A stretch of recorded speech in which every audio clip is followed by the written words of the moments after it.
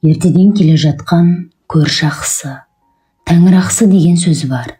Бұл сөздің шығу төркіні діни аңыздарда былай баяндалады. Мұхаммед пайғамбар миғражда бір бейбақтың екінші бір кісіге жабысып, соңынан қалмай жүргенін көреді.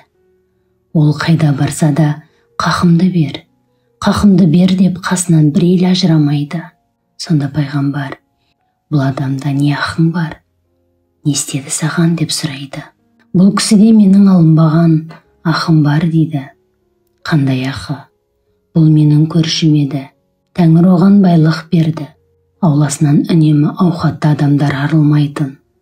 Ал мен өте кедей, пақыр болдым. Күнде оның есігінен сығалап телміріп тұратынмын. Ол маған көзінің қиығында салмайтын. Бала-шағам аш жатты. Бір татым нанға зар болдым. Тәңір дәулетті бір басына үйіп төгіп бергенде, ішіне кедей кепшіктің де несібесін берген еді. Бұл байлығын қажетсіз жерге шашты. Қияметте екеуміз қатар келдік. Алла берген сол хақымды сұрап жүрмін дейді. Пайғамбар бұрынғы байға қараса, мүсәпір күйге түскен екен. Көршісіне қарауға беті шыдамай қарайып кетіпті. Пайғамбардың алдында жер шұқиды. Сонда пайғамбар: көрші ақысы, тәңір ақысы, көршісіне қарайласпаған, қалін сұрамаған адам менің үмбетімнен емес дейді де жүре береді. Расулдың бұл сөзі дүйім үмбетке таралып, кейінгіге үлгі өнеге болыпты. Көршінің ақысы деген ұғым осы кезден бастап дәстүрге енген екен деседі. Сондай-ақ ел аузында жақсы көрші туралы мынадай хикая бар.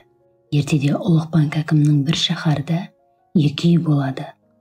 Бірі хан сарайындай үлкен болса, бірі құрылтайдың ясындай шағын, әрі жұпыны екен.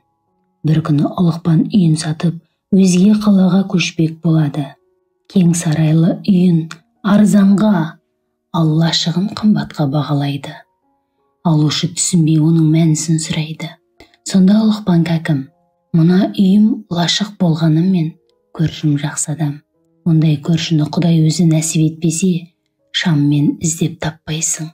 Сондықтан үйдің құнын емес, абзал көршімнің бәсін қымбатқа бағаладым.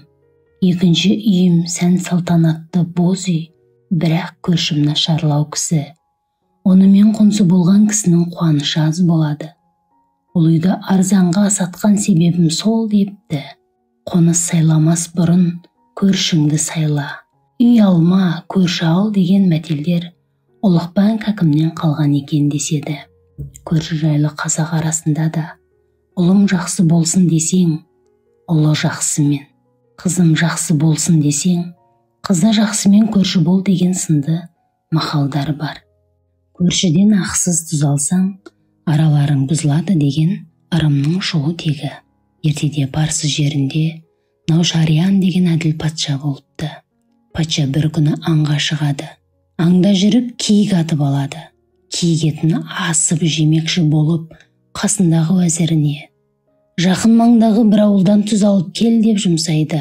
Уәзірі: құп тақсыр деп атына міне бергенде патша: сен тұзды тегін алма, кім болса да ақысын төле дейді. Уәзір таңғалып: уа патшам, шымшым тұз бір тиынға да татымайды. Оны тегін алсам болады ғой. Әрі сіздей әділ әміршіге бір шымшым тұзды жұрт қуана береді дейді. Сол кезде Наушаруан: ей уәзірім, мынаны жақсылап тыңда, жадыңнан шығарма. Егер мен елдің жалғыз жұмыртқасын ақсыз алсам, сендер қияметпен тауығын сойып жейсіңдер. Бір алманы тегін жесем, сендер алма ағашын түп тамырымен тартып аласыңдар. Есіңде болсын, басшының істегенін қосшы өзіне үлгі қылады. Ұсақ түйек заттың да ақысын төлеңдер. Қиянат қылдай істен басталады дейді. Уәзірі шымшым тұзды ақысын төлеп алып келген екен. Наушарияның әділ атағы халыққа таралып, байдан теңдік көрмегендер соған баратын болған. Тұзда болса тегін алма деген тыйым Наушарбаннан кезінен басталыпты. Қазақта көршіден ақсыз тұз алсаң, араларың бұзылады деген ырымның шығу төркіні осында деседі.